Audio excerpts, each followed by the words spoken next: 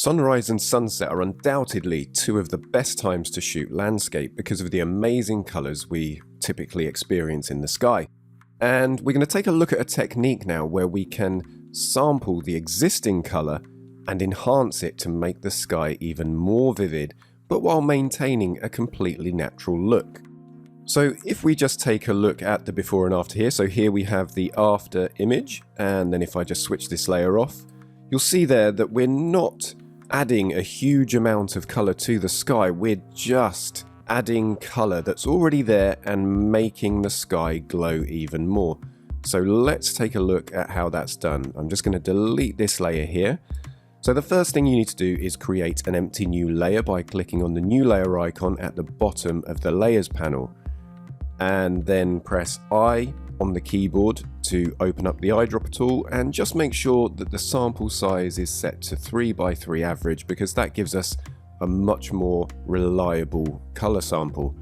And then just make sure that sample is set to all layers, and then we can click on some of that lovely color up in the sky. Typically that color is going to be quite pastel, and if we take a look at the foreground color over here on the left, I'm just going to single left mouse click on there, you'll see that it is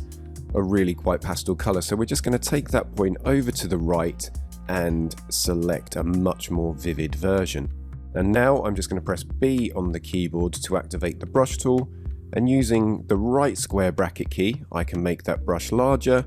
and then by holding down Shift and then using the left square bracket key I can make it really nice and soft. So another way of controlling the brush is just by clicking on that arrow there.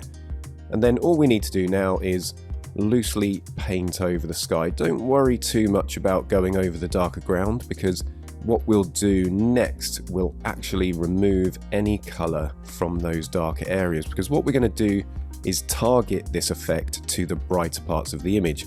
So next up we're going to change the blending mode from normal to overlay, and then we're going to click on the add a new mask icon at the bottom of the layers panel, and then all we need to do now is go to image, apply image, and then using the default settings just hit OK, and we're going to run a few passes of this. So each time you run a pass of apply image,